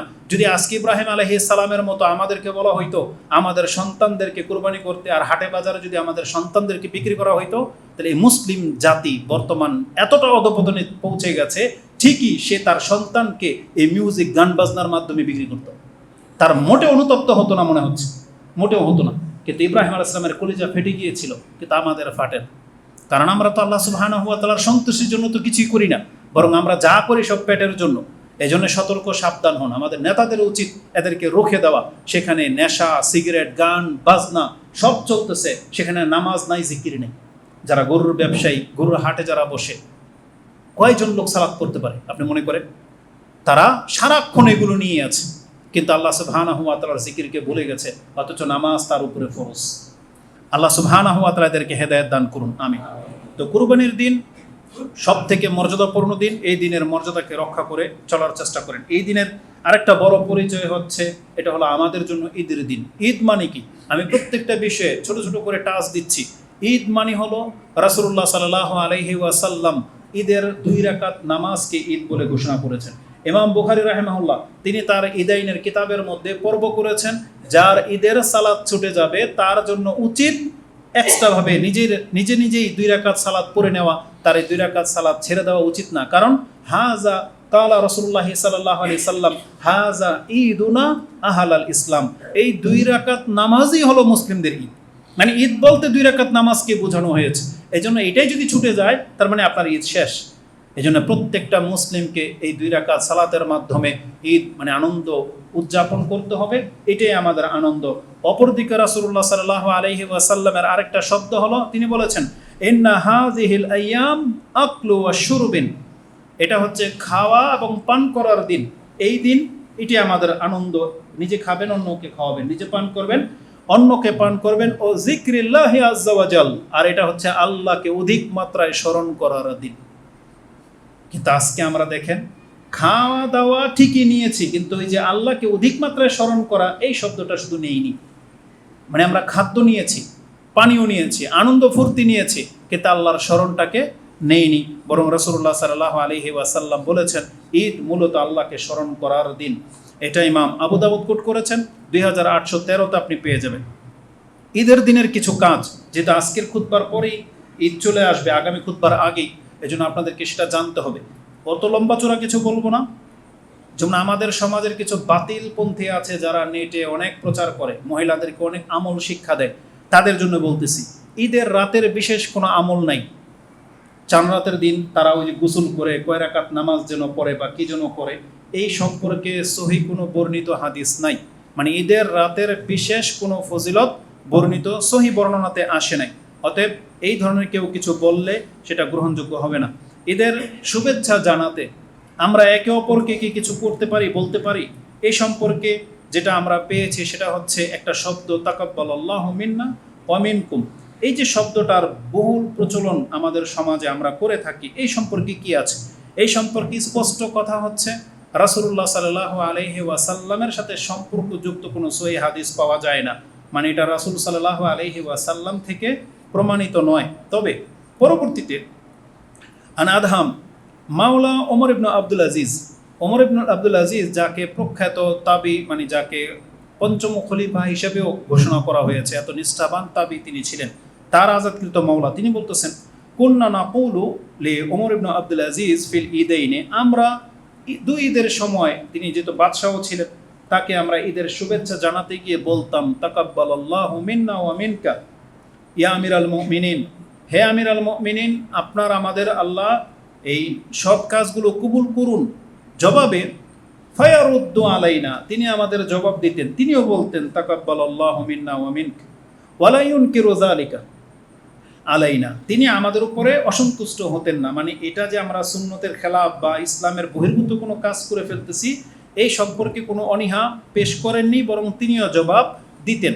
ওয়াকাদের রুয়া হাদিসুন, আর একটা বর্ণনাতে এমন এসেছে মারফুউন, মানে যেটা রাসূল সাল্লাল্লাহু আলাইহি সাল্লামের দিকে ইঙ্গিত করা হয়েছে, তিনি বলছেন ফি কারাহিয়াতা যালিকা ওয়ালা ইয়াসিহু, এটা অপছন্দ করতেন, এটা রাসূল সাল্লাল্লাহু আলাইহি হাদিস না, আর এটা এই মর্মে কোনো সহিহ কিছু বর্ণিত হয় নাই।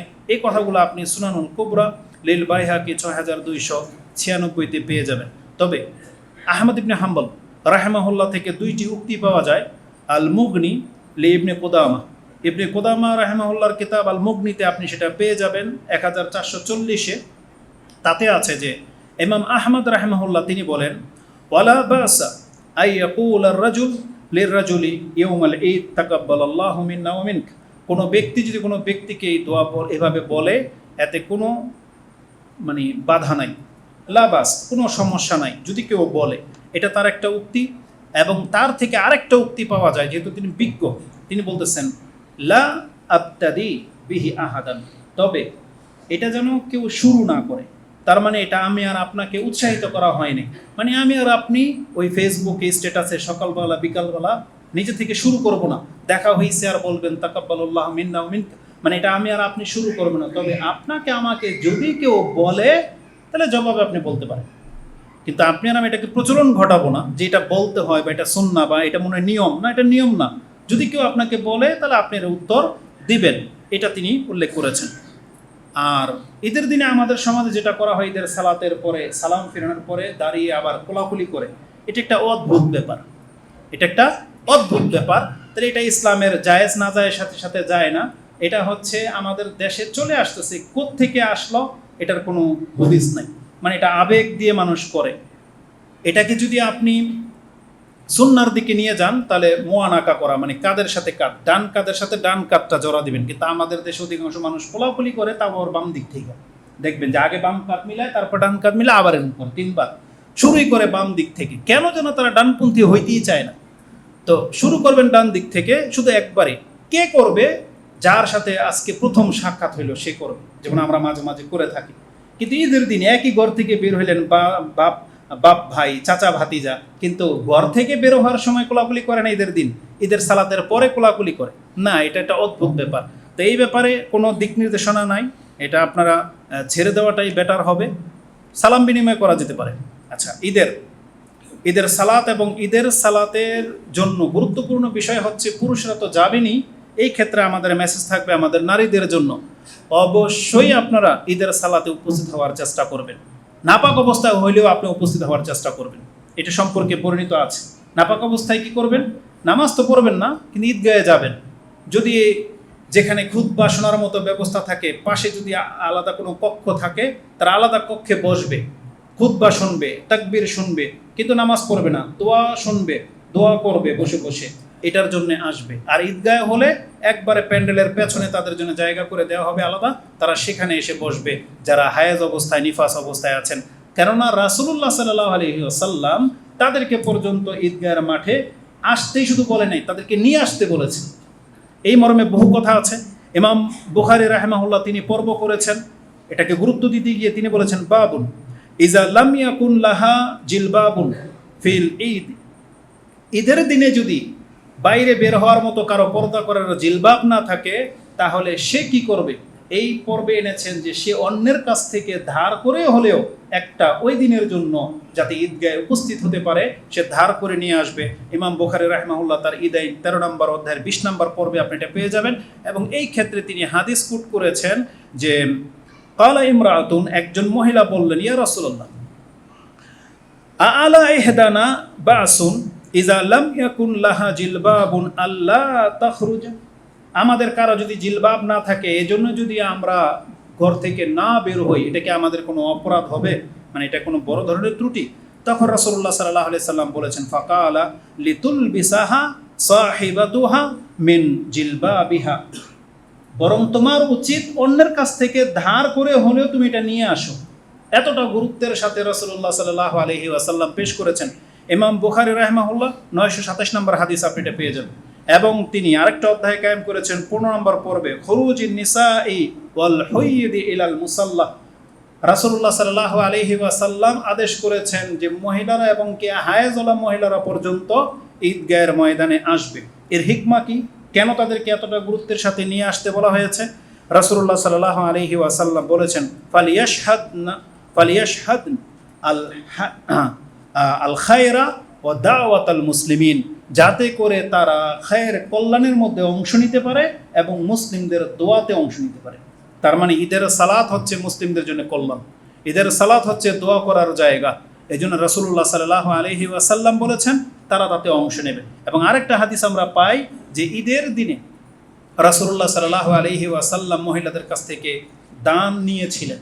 তার মানে মহিলারা সেই দিন দান করবে, এটা একটা বড় কল্যাণকর, এবং এটা ঈদগাহের এবং মুসলিমদের মসজিদের বড় কল্যাণ হয়, কারণ মহিলারাও দান করতে পারে আর এটা একটা তাদের খাত, এই জন্য তাদেরকে সেখানে নিয়ে আসতে হবে।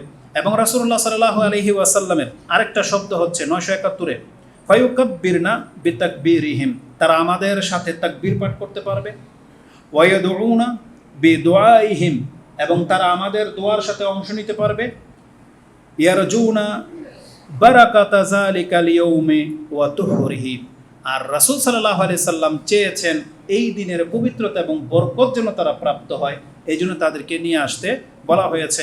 এই মর্মে ইমাম বুখারী রাহিমাহুল্লাহ হাদিস ব্যক্ত করেছেন।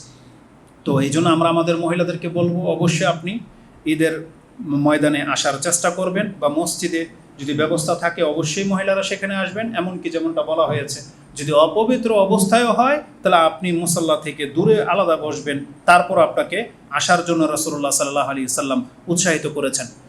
তারপরে আমাদের মূল কাজ হচ্ছে কুরবানি। কুরবানি সম্পর্কে আমরা অত ডিটেলস কিছু বলবো না, যেহেতু আপনারা এই সম্পর্কে যথেষ্ট কিছু জানেন।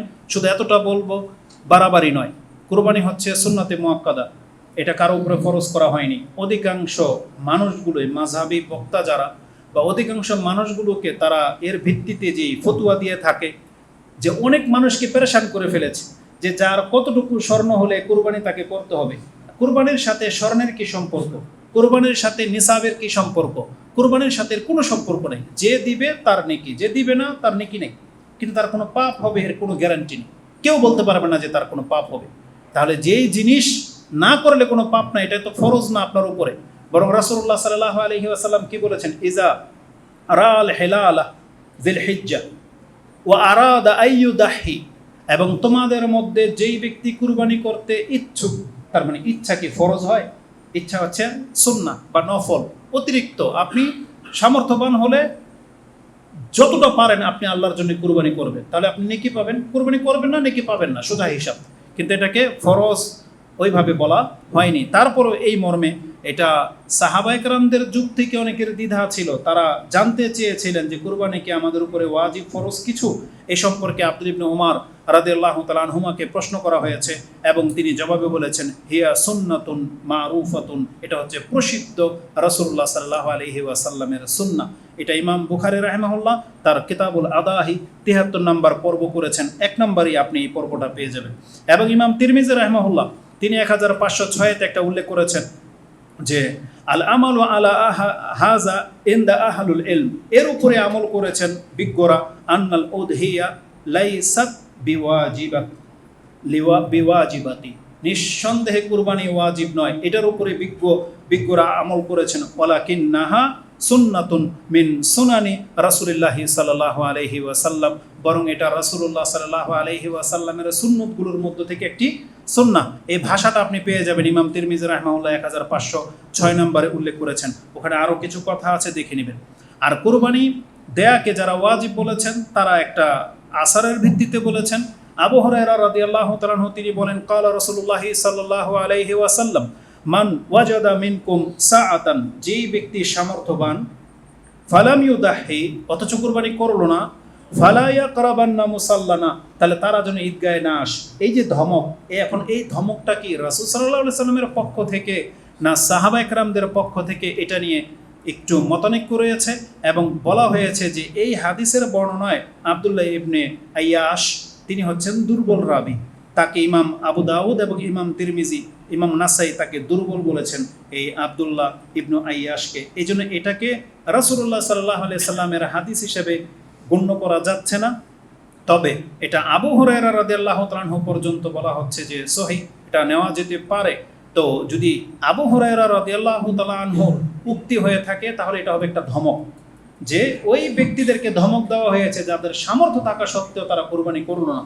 যেমন রাসূলুল্লাহ সাল্লাল্লাহু আলাইহি সাল্লাম পেঁয়াজ রসুন হালাল হওয়া সত্ত্বেও ধমক দিয়েছেন, যারা এই কাঁচা দুইটা জিনিস খাবে তারা যেন আমাদের মসজিদে না আসে। কিন্তু ওইগুলিকে হারাম ঘোষণা করা হয়েছে?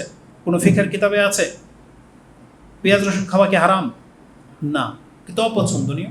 ওইটা ওই কাঁচা অবস্থায় খেয়ে মসজিদে আসতে রাসূল সাল্লাল্লাহু আলাইহি ওয়াসাল্লাম নিষেধ করেছেন। ঠিক ওই ধমক, যে যেই ব্যক্তি কুরবানি করলো না সামর্থ্য থাকা সত্ত্বেও, সেজন্য আমাদের সীমানায় না আসে, এইভাবে ধমক দেওয়া হয়েছে। কিন্তু এটা ওয়াজিব বা ফরজ সাব্যস্ত হয় না।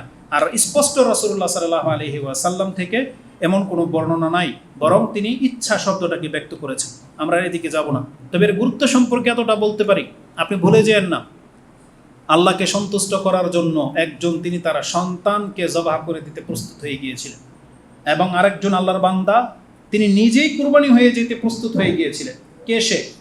ইসমাইল আলাইহিস সালাম। তিনি শুয়ে গিয়েছিলেন, বলছেন যে ইয়া আবাতি ইফআল, আপনি করেন যে আদেশ প্রাপ্ত হয়েছেন, মা তুমার, আপনাকে যে আদেশ করা হয়েছে আপনি করেন, সাতাজিদুনি ইনশাআল্লাহু মিনাস সাবিরিন, আপনি আমাকে ধৈর্য ধারণকারীদের অন্তর্ভুক্ত পাবেন, আমি দ্বিমত করব না। নিজেই শুয়ে গেছে যে সে কুরবানি হয়ে যাবে।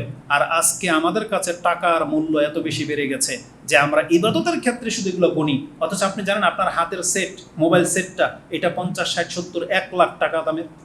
আমি আশ্চর্য হয়ে গেছি, মানে কথার প্রেক্ষিতে কথা আসে। এই যে সেটটা গত একদিন আগে আমাদের একদিনই ভাই দিয়েছেন ভিডিও রেকর্ড করার জন্য, এটার দাম 1,20,000। আমি হাতে নিয়ে দেখি সুবহানাল্লাহ, এটার কি কাজ আমাদের? এটার জন্যে মানুষ নাকি কিডনি বিক্রি করে দেয়, এটার জন্যে হামতাম এত কিছু, এটার জন্যে চুরিদারি কেন? কি কাজ আপনার এটা দিয়ে? একদিন দুদিন ভালো লাগবে, তারপরে শেষ। অথচ আপনার হাতের সেট 20, 50, 30, 40 হাজার টাকা দামের, অথচ একটা খাসির দাম মাত্র 20,000 টাকা। আর আপনি সেটা আল্লাহর জন্য বছরে একবার সেটা আপনি দিতে পারেন না, অথচ আপনি 2-3 বছরে কয়েকটা সেট চেঞ্জ করে ফেলতেছেন। না, আপনার অন্তরকে আগে সজাগ করেন। কারণ আল্লাহ সুবহানাহু ওয়া তাআলা বলেছেন, ওমাইয়ুকা শুহা নাফসিহি, ওমাইয়ুকা শুহা নাফসিহি ফাউলাইকা হুমুল মুফলিহুন, যেই ব্যক্তিকে তার অন্তরের কার্পণ্য থেকে মুক্ত করা হয়েছে, এই ব্যক্তি হচ্ছে সফল কাম। আর রাসূলুল্লাহ সাল্লাল্লাহু আলাইহি ওয়াসাল্লাম যার ঘরে চুলা জ্বলতো না, তিনিও প্রতি বছর 2টা করে বকরি জবাই করত। আর যখন আল্লাহ সুবহানাহু ওয়া তাআলা তাকে বিজয়ী দান করেছেন, তিনি একাই 100 উট কুরবানি করে দেখিয়েছেন। এটাকে বলা হয় সচ্ছলতা, এটা হচ্ছে অন্তর উন্মুক্ত হওয়া। কিন্তু আমাদের কেন অন্তর মরে যাচ্ছে? যেখানে হিন্দুরা আজকে গরু জবাই করতে নিষেধ করে দেওয়া হচ্ছে, আর আপনি মুসলিম আল্লাহর জন্য কুরবানি করবেন, অথচ আপনি কত টালবাহানা করতেছেন। না, এই ইবাদতের সিজন চলে আসবে। আপনি কি মনে আছে আপনি অনেক ভালো ভালো কাজ করেছেন কিন্তু ভুলে গেছেন? ঠিক এইরকম করে নেন, আপনার ব্যাকআপটা হয়ে যাবে। টাকার যে ঘাটতিটা দেখবেন যে মিশে গেছে, ঘাটতি মনে হবে না। কিন্তু এই কুরবানির নেকি কি জীবনে আর ফেরত পাবেন? পাবেন না। এই জন্য এটাকে খেলতামশার বিষয় না, হাসি ঠাট্টা তামাশার বিষয় না, অবশ্যই এটার মধ্যে আল্লাহ সুবহানাহু ওয়া তাআলা কল্যাণ রেখেছেন। আর যারা কুরবানি করবেন তাদের জন্য নসিহা শুধু একটাই, কুরবানি যদি আল্লাহর জন্য হয় তাহলে সেটা আল্লাহ যেভাবে সন্তুষ্ট হবে আপনি সেই কাজটা করে দেখাই। আর আল্লাহ সুবহানাহু ওয়া তাআলা স্পষ্ট ভাষায় বলে দিয়েছেন, তোমাদের পশুর রক্ত গোশত কিছুই কিন্তু বান্দা আমার কাছে পৌঁছে না, পৌঁছবে শুধু তোমার অন্তরের ভিতরের যে চিন্তাটা আছে সেটা। আত্তাকুয়া মিনকুম, আল্লাহ স্পষ্ট ভাষায় বলে দিয়েছেন। এই জন্য আমি মনে করি আল্লাহকে সন্তুষ্ট করতে পারলেন কি পারলেন না এটা বুঝতে পারবেন যদি আপনার কুরবানির পশুর ভিত্তিতে আপনার এলাকার ফকির এবং আত্মীয় স্বজনরা যদি খুশি হয়ে যায়, আপনার প্রশংসা যদি করে, এমন কিছু কাজ যদি করে দেখাইতে পারেন, তো ধরে নেন হয়তো আল্লাহ সুবহানাহু ওয়া তাআলা সন্তুষ্ট হবেন। কারণ আত্মীয় স্বজন যার বিহেভিয়ারে সন্তুষ্ট হয় না, তার উপর আল্লাহ কিভাবে সন্তুষ্ট হবে? এজন্য এটাকে রক্ষা করে চলার চেষ্টা করবেন। আর যেহেতু অধিকাংশ মানুষ এই কয়েকদিনের মধ্যেই পশু কিনবেন, পশু কেনার জন্য আপনি হালাল টাকাকে প্রাধান্য দিবেন এবং উত্তম পশুটাকে প্রাধান্য দিবেন। উত্তম পশুটা কেমন হইতে হয় এই সম্পর্কে কোরআনে আল্লাহ সুবহানাহু ওয়া তাআলা যে বলেছেন, যালিকা ওয়ামাই ইউআযযিম শাআইরাল্লাহ, নিশ্চয়ই যেই ব্যক্তি আল্লাহর নিদর্শনগুলোকে মূল্যায়ন করে, ফাইন্নাহা মিন তাকওয়াল কুলুব, এটা হলো তার অন্তরের ভয়, আল্লাহর তাকওয়ার যা আছে এটার প্রমাণ। এই আয়াতের তাফসিরে আব্দুল ইবনে আব্বাস বলতেছেন, এটা যখন পশুর ক্ষেত্রে ফিট করা হবে তাহলে অর্থ হবে আল ইস্তিসমান ওয়াল ইস্তিহসান ওয়াল ইস্তিজাম। তার মানে এটা হবে চর্বিওয়ালা, মোটা তাজা এবং বড়। তার মানে আপনি আপনার সামর্থ্যের মধ্যে চর্বিওয়ালা, হৃষ্টপুষ্ট, বড়, মোটা তাজা দেখে আপনি পশু কিনবেন। শুধু বড় দেখবেন না যে লাখ টাকা এই গরুটা পাওয়া গেলে এটা বেশি মাংস হবে কিন্তু দেখতে ভালো দেখা যায় না, পেট বেড়ে গেছে, হাড্ডি বাড়িয়ে গেছে না, এই ধরনের পশু আপনি কুরবানি করার জন্য নিবেন না। চুজ করবেন সবচেয়ে সুন্দর এবং মোটা তাজা। এখানে গুস্তটা মুখ্য না, মুখ্য হচ্ছে সৌন্দর্যতা, মানে নিখুঁত, যেটাতে রোগমুক্ত। এবং রাসূলুল্লাহ সাল্লাল্লাহু আলাইহি ওয়াসাল্লাম স্পষ্টই বলে দিয়েছেন যে এই ত্রুটি মুক্ত হইতে হবে পশু। এটা সব সময় সবাইকে সজাগ করে দেওয়া হয়, কিন্তু তারপরে আমাদের মুসলিম অসাধু কিছু ব্যবসায়ী আছে, সে যেই গরুর দাঁতে নাই, আশ্চর্য হয়ে গেলাম, এই নেট দুনিয়া আমাদেরকে যা দেখালো, অথচ আল্লাহ সুবহানাহু ওয়া তাআলা সেটা 7 আকাশের উপর থেকে দেখতেছেন। কি মনে করেন আমরা জানতাম যে মানুষের দাঁত ক্যাপিং করা হয়, এখন দেখি পশুরও দাঁত ক্যাপিং করা হয়। বুঝেন? আস্তাগফিরুল্লাহ, 1-1.5 বছরের গরু সামনে 2টা আলগা দাঁত নাকি বসাই দেয়। ব্যবসায়ী কোন পর্যন্ত পৌঁছে গেছে? না, আল্লাহ এদেরকে হেদায়েত দান করুন। হাসবি আল্লাহু নি'মাল ওয়াকিল। তো কিভাবে আপনি পশু নির্ণয় করবেন? তারা বলতো কুন্না নুসাম্মিনু, আমরা পশুকে মোটা তাজা করতাম, উদহিয়াতা বিল মদিনা, মদিনাতে আমরা পশুকে মোটা তাজা করতাম, কুরবানির পশুগুলোকে বিশেষ করে। আলী রাদিয়াল্লাহু তাআলা আনহু তিনি বলেন, আমি তো ত্রুটি মুক্ত পশু দেখতামই, উপরন্তু আমি কোনটাকে প্রাধান্য দিতাম? আন-নাস্তাশরিফাল আইন ওয়াল উযুন, এমনকি আমি চোখ এবং কানকে খুব গুরুত্বের সাথে বেছে নিতাম। কান কাটা, ফাটা, ছোট এগুলো আমি কুরবানি করতাম না, যেটা কুরবানির জন্য শর্ত না, কিন্তু সৌন্দর্যতার ক্ষেত্রে তিনি কানকে পর্যন্ত লক্ষ্য রাখতেন। আলী রাদিয়াল্লাহু তাআলা আনহু থেকে এমনটা উক্তি পাওয়া যায়, যেটা ইবনে মাজাহ তিনি 3134 এবং তিরমিজিতে হাদিসটি 1498-তে উল্লেখ করেছেন। এবং রাসূলুল্লাহ সাল্লাল্লাহু আলাইহি সাল্লাম বলেছেন, লা তুজিজিউ, কুরবানির জন্য যথেষ্ট হবে না। আরেকটা শব্দ হচ্ছে লা তাজুজু, জায়েজই হবে না। 4টা ত্রুটি থাকলে, 4টার কোনো একটা, সেটা কি? একটা হলো চোখে দেখে না, আলা ওরা, চোখে দেখে না বা ট্যাগরা বা কানা, মানে দেখতেই পাচ্ছে না, আপনি স্পষ্ট প্রমাণ হয়ে গেছে যেটা চোখে দেখতে পায় না, এমন পশু কুরবানি করবেন না। অলমারিদ, এমন অসুস্থ যেটা ফেনা বেরিয়ে যাচ্ছে, মাত্রা অতিরিক্ত জ্বর বা মরে যাবে, পেট ফুলে গেছে, এই ধরনের পশুকে আপনি কুরবানি হিসেবে পেশ করতে পারেন না। তৃতীয় হচ্ছে ওয়াল আরজা, যেটার পা খোড়া, মানে হাঁটতে পারে না। একটা হচ্ছে ব্যথা পাইছে সেটা ভিন্ন জিনিস, কিন্তু পাটাই নষ্ট, হাঁটতে পারে না, এমন পশু আপনি কুরবানি করবেন না। আরেকটা হচ্ছে ওয়াল কাসীরা, যেটা হচ্ছে তিরমিজিতে 1417-তে পেয়ে যাবেন। তো যতগুলো কথা বলেছি, আল্লাহ তুমি আমাকে এবং আমাদের মুসলিম ভাইদেরকে মেনে চলার তৌফিক দান করো। আকুলু লিকাউলি হাযা আস্তাগফিরুল্লাহ লি ওয়া লাকুম ওয়া লিসাইরিল মুসলিমিন ফাস্তাগফিরু ইন্নাহু হুয়াল গফুরুর রহিম।